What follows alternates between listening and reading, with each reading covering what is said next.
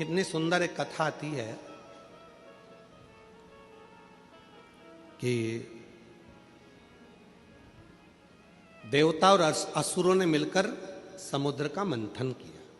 शिव महापुराण का ये बड़ा सुंदर चरित्र है। मंथन किया और केवल देवता और असुर मंथन नहीं कर रहे हैं। शिव महापुराण ये भी कहती है कि अपने घर में रहकर कुछ देर रात्रि को जब विश्राम करा करो, विश्राम के समय पर थोड़ी देर विचारों का मंथन भी करा करो। आज के समय में लोग विचारों का मंथन नहीं करते, मोबाइल का मंथन करते रहते हैं दिन भर बैठ के। रात को सोएंगे, पति अपना मोबाइल पकड़ा है, पत्नी अपना मोबाइल पकड़ी है, बेटे बेटी अपने मोबाइल पकड़े हुए हैं और सोते सोते भी आखिरी में जब बहुत तेज नींद आने लगती है तब मोबाइल तो भी स्विच ऑफ करने से पहले, मतलब नेट बंद करने से पहले भी एक आध बार सोते सोते भी फिर उठा के देख ही लेते। वापिस रख दिया, सो रही है तो भी ध्यान में आया, वापिस देखती हूं मैसेज करा कि नहीं करा, फिर उठाया, फिर देखा, वापिस। अब कहां गया विचारों का मंथन?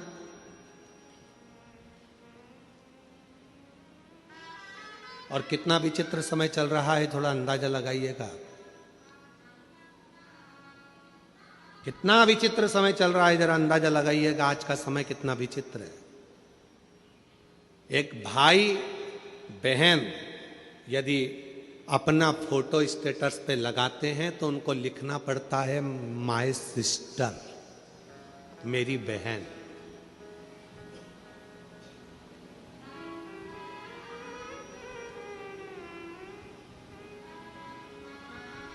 बुआ के साथ फोटो लगता है तो लिखना पड़ता है मेरी बुआ जी हैं, आज आई थी, उनके साथ फोटो लगाया। चाची जी के साथ मेरी आंटी हैं, उनके साथ फोटो लगाया। क्यों?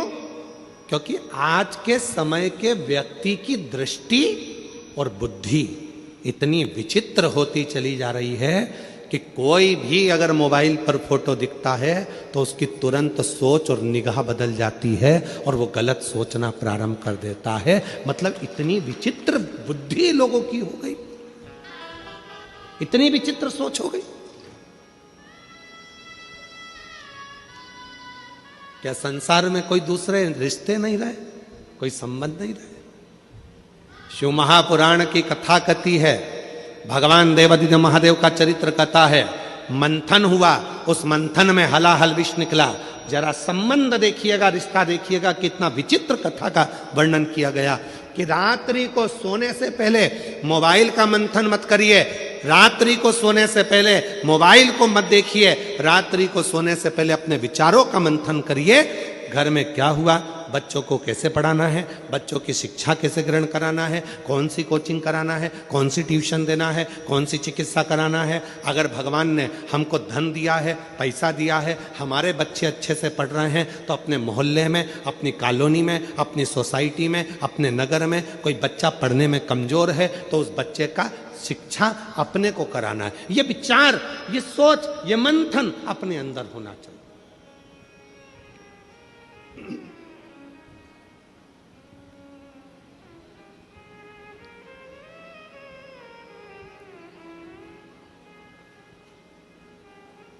और हमने पहले भी कहा, आज फिर कहते हैं, 1 रुपए का दान किसी को मत दो, अठन्नी भी किसी को मत दो, अपने पास रखो।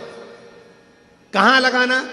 अपने पड़ोस में, अपने मोहल्ले में। कोई बच्चा पढ़ना चाहता है, उसको शिक्षा की जरूरत है और वो पढ़ना चाहता है पर उसके पास में पैसा नहीं है, उस बच्चे की शिक्षा में लगाना प्रारंभ करो।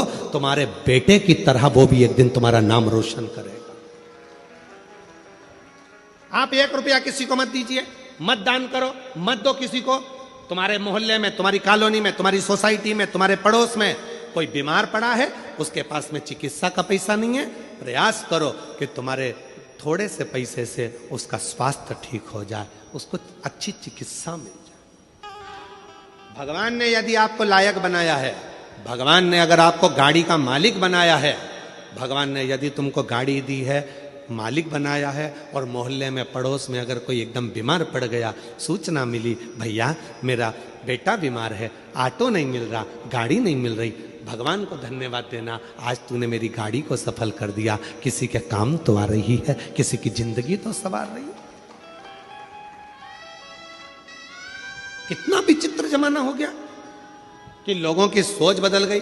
कोई पड़ा हुआ है तो पड़े रहने दो, कोई एक्सीडेंट हो गया तो रोड पर तड़प रहा है तो तड़पने दो, किसी के यहाँ आग लग रही है तो मुस्कुरा रहे हो, किसी के यहाँ घात लग रही है तो मुस्कुरा रहे हो, किसी के यहाँ चोरी हो रही है तो मुस्कुरा रहे हो। ये कहाँ हो गया?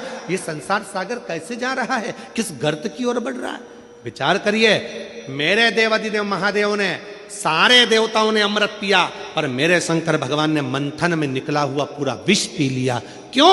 क्योंकि ये दुनिया को नष्ट कर देगा। अगर मैंने रख दिया तो देवता भी बर्बाद हो जाएंगे, गंधर्व असुर कन्नर नाग सब बर्बाद हो जाएंगे, पशु पक्षी भी बर्बाद हो जाएंगे। इसलिए इस विष को मुझे पीना पड़ेगा। ये विष मैं पीता हूं,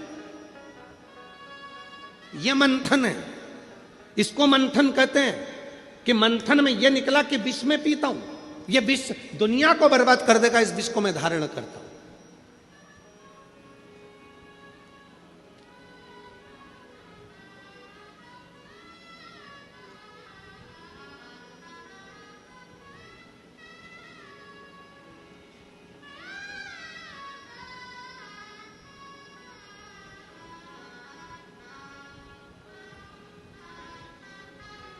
यदि बस्तर